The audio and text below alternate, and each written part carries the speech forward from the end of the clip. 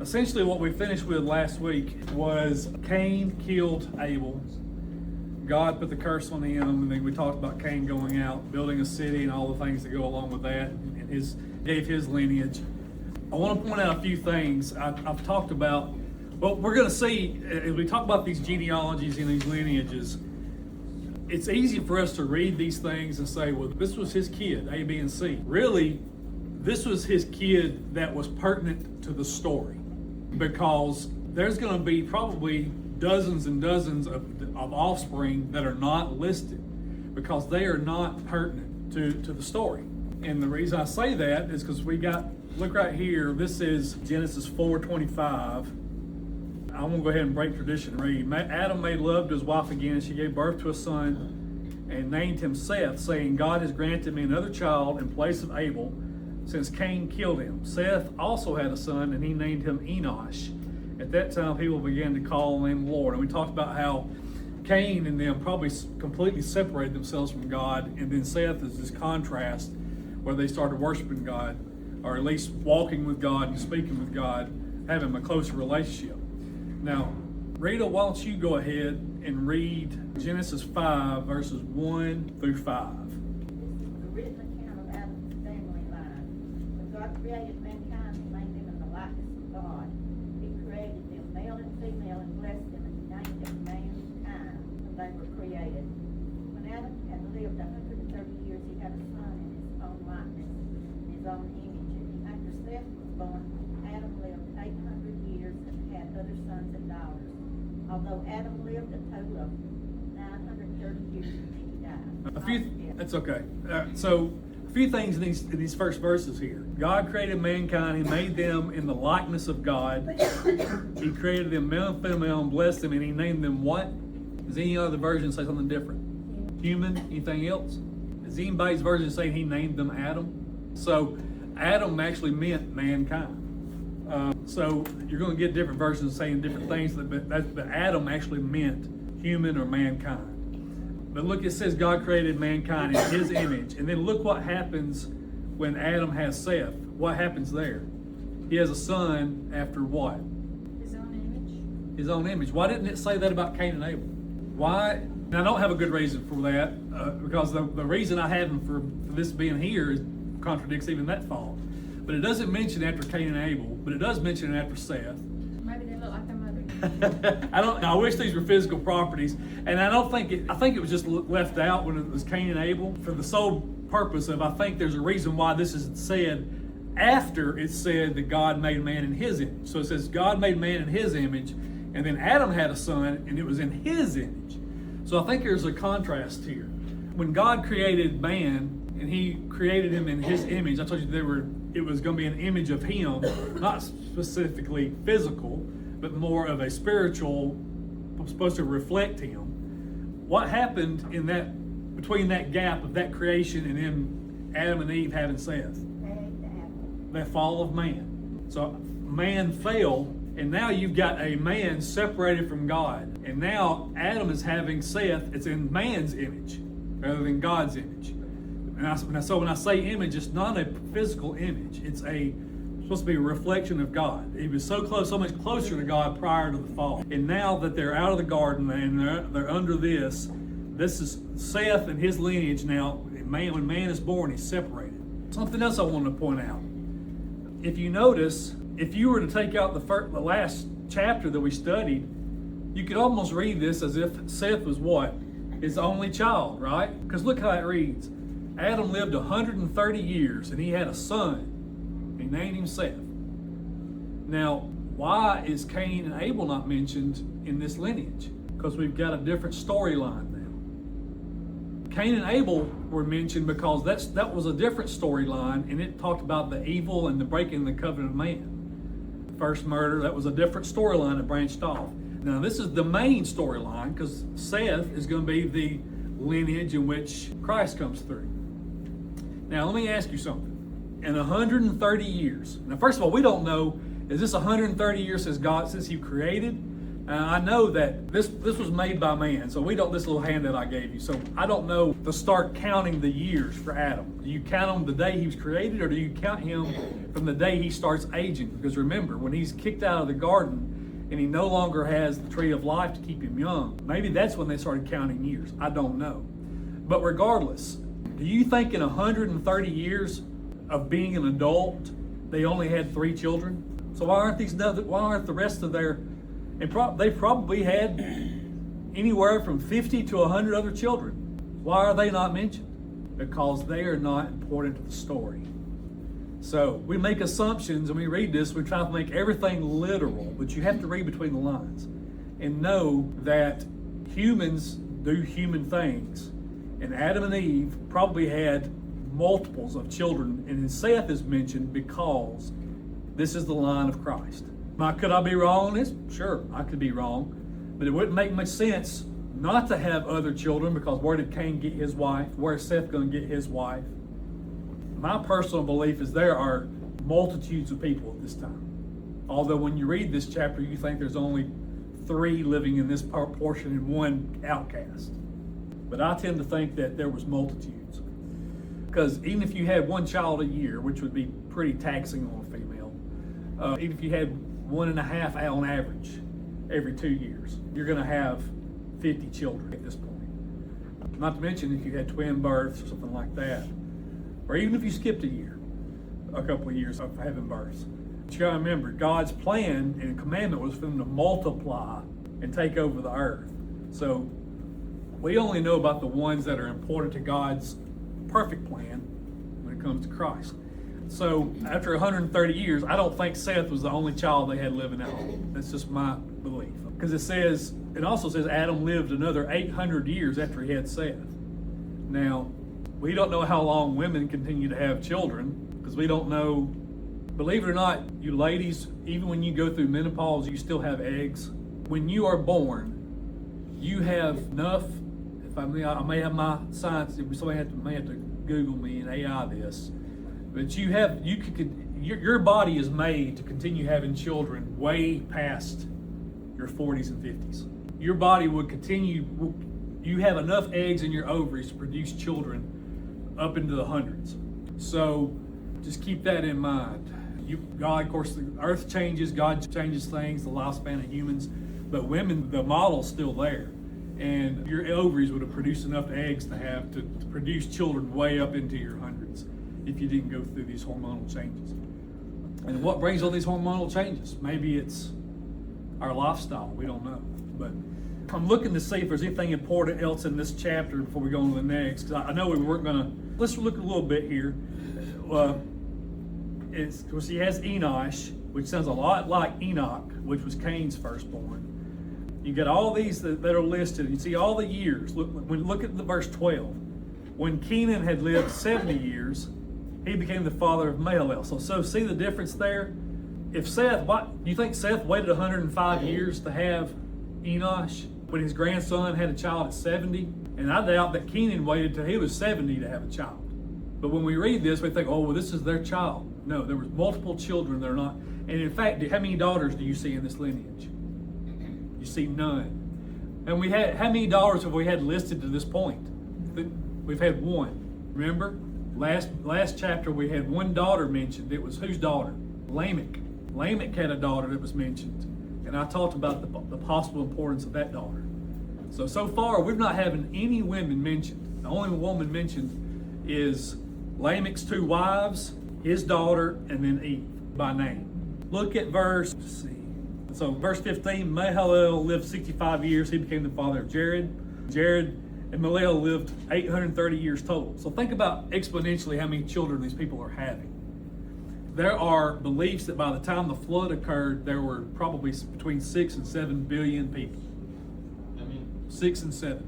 Between 6 and 7 billion. is that million or big? Billion. Is what scholars seem to think. In fact, if you look at this timeline here of how long Adam lived and all the offspring they had, he could have had thousands of offspring that he was familiar with, if not millions, down his lineage. We're going to look in verse 22.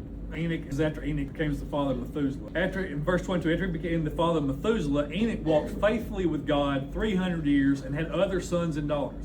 So remember, all these things said they had other sons and daughters. It doesn't mean that they had other sons and daughters after that. It just means they had other sons and daughters. What do you think about the Enoch walked faithfully with God? How's that different from everybody else? After Seth, they started calling on God.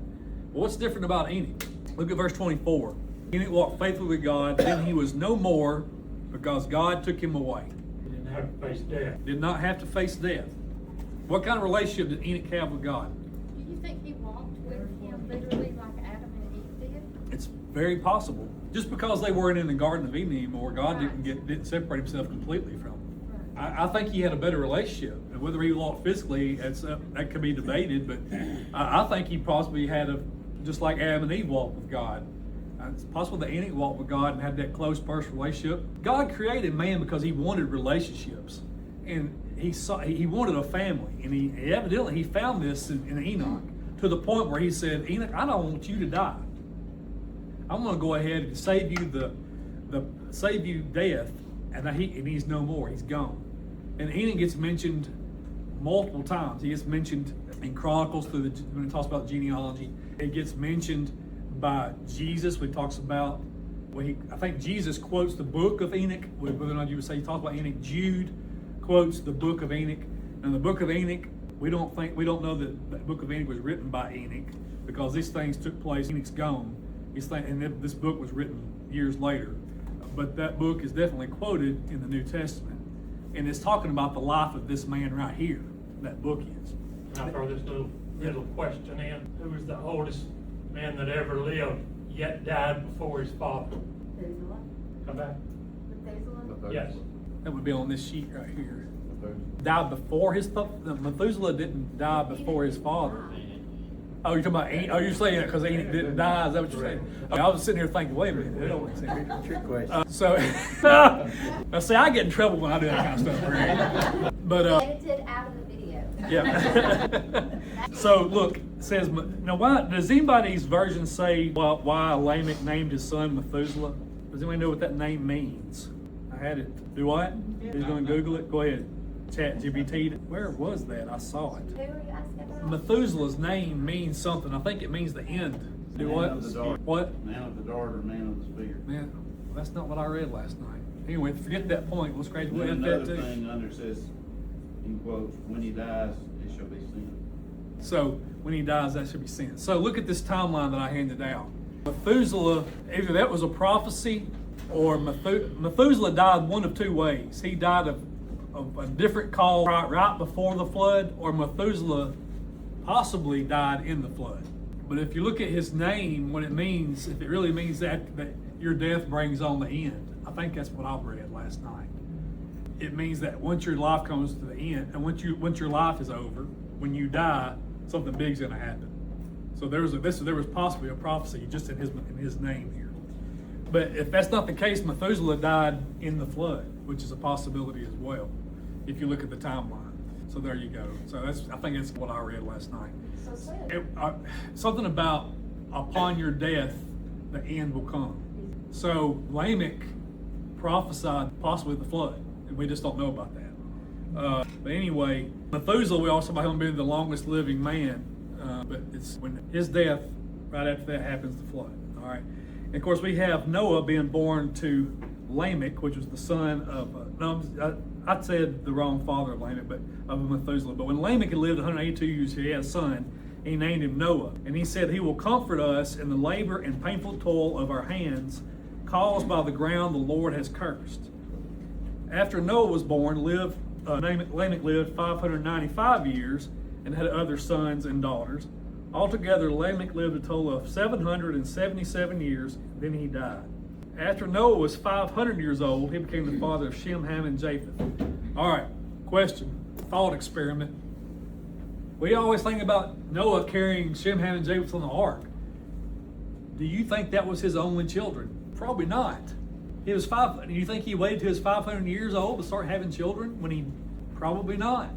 So what happened to if we can infer that Noah probably had other children, what can we infer or assume probably happened to those children?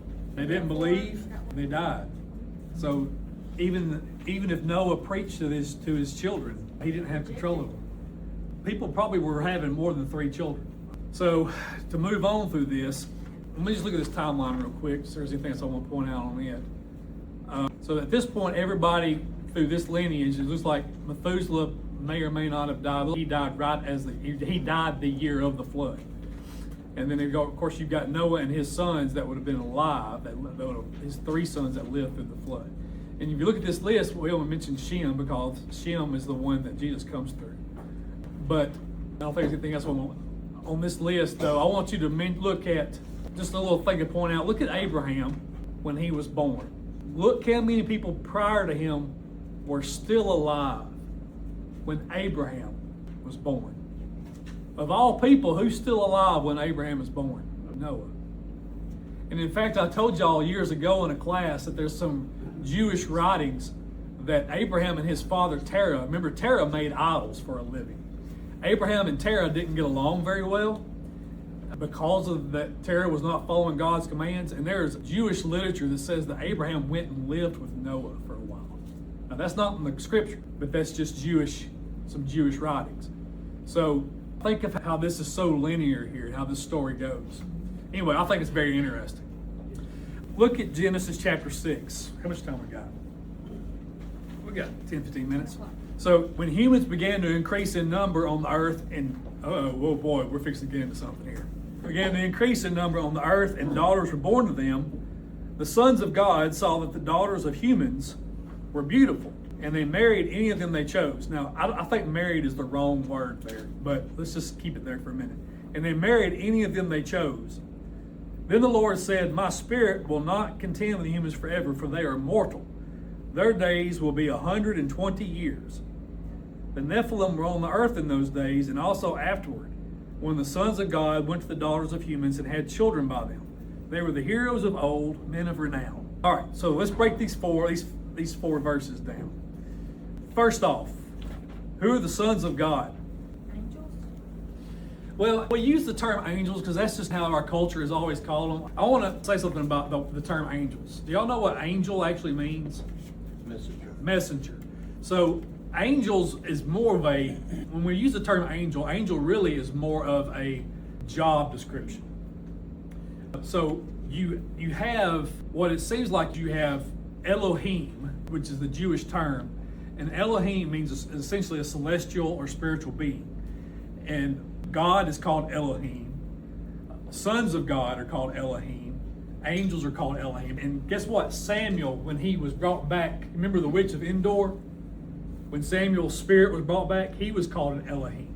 So Elohim are spiritual beings. Angels are a job description. Just like the term Satan actually means what? Adversary or prosecutor. We use the term Satan to talk about the devil or Lucifer, whereas Satan could have been a job title. But speaking of angels, the sons of God are probably, we've talked about this in class before. If you look in Job, God is meeting with the sons of God in his divine counsel.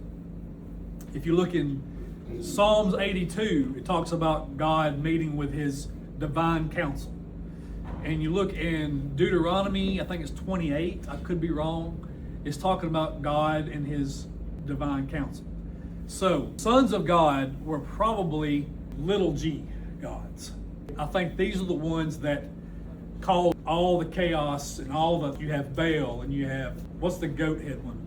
There's a bunch of different, but all the Dagon, all these, I begin to wonder as I study this, if all these people were named after these sons of God that influenced man. I think these are the fallen, if we want to say fallen angels, that's fine, but I think angel just meant messenger.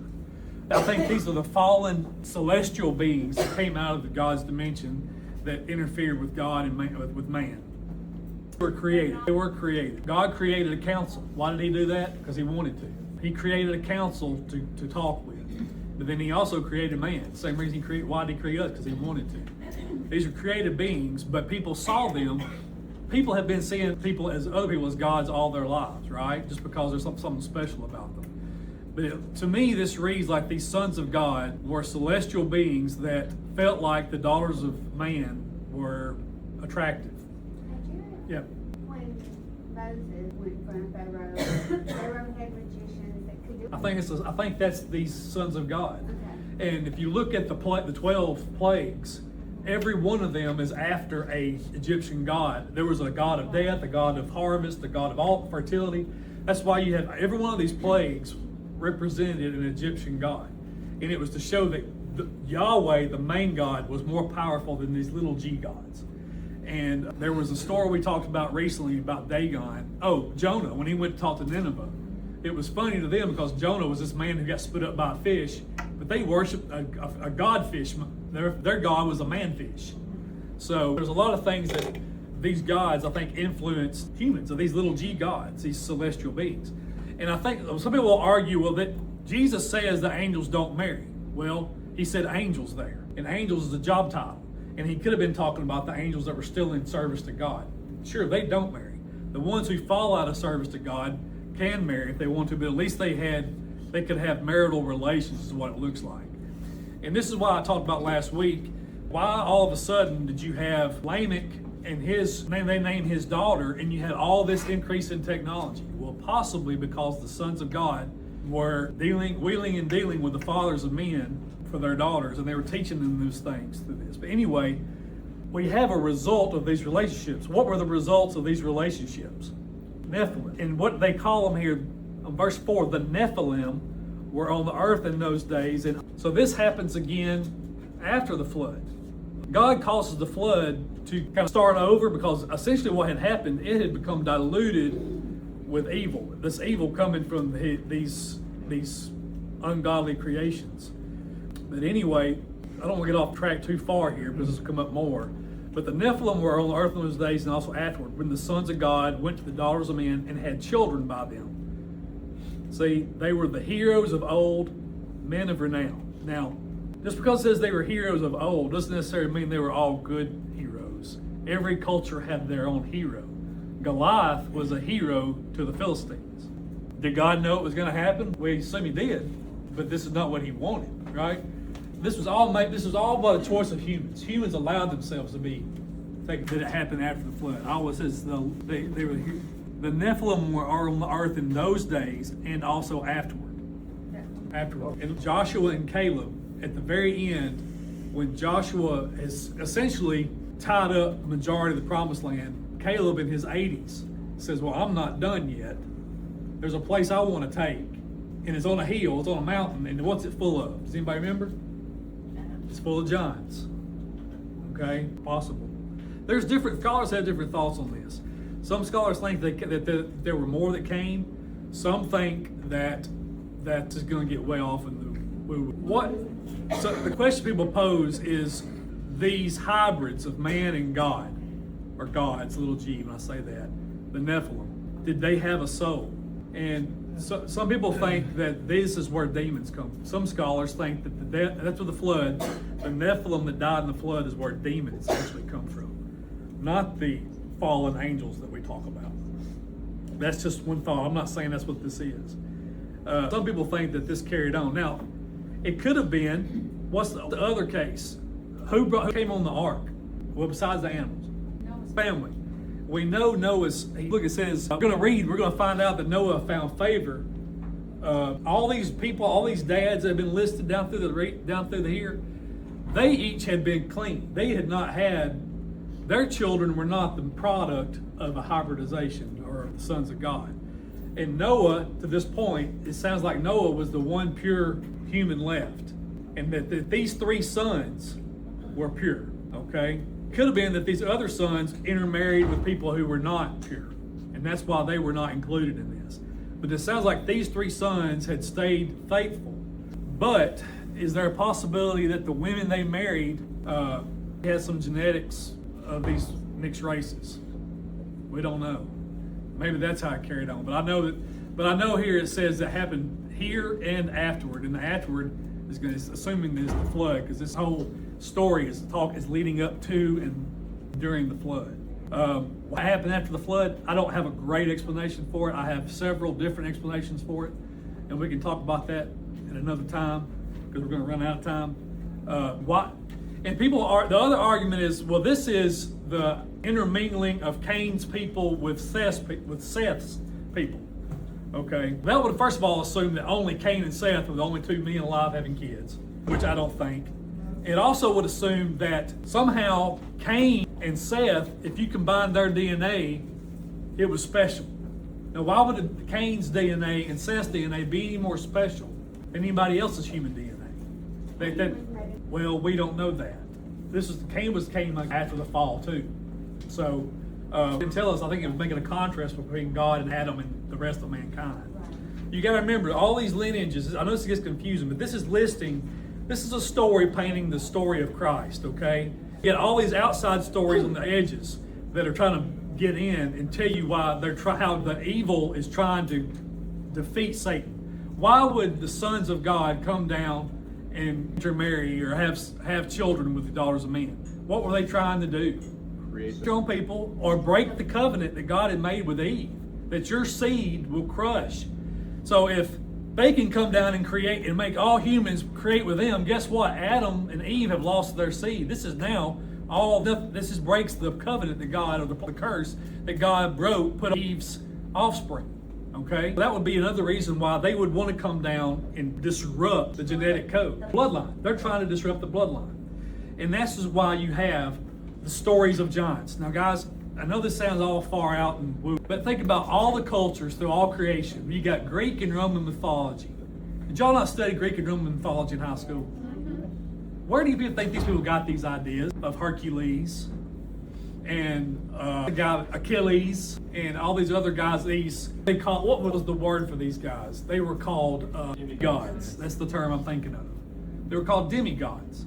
All these cultures have the same similar belief system, that whether it's Zeus or Poseidon or some other god, or and had relations with a human female. And what happens? They create a person who is heroic and strong and giant and special and different. Now, but they created giants, right?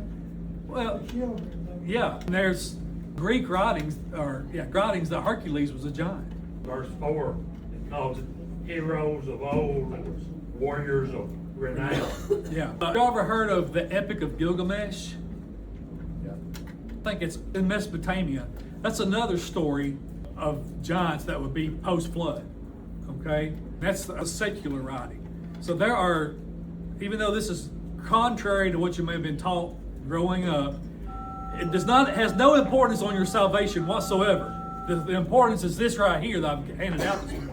Because this is going to lead you eventually to Jesus and our salvation. All these other outside stories is outside noise trying to break up that God's plan.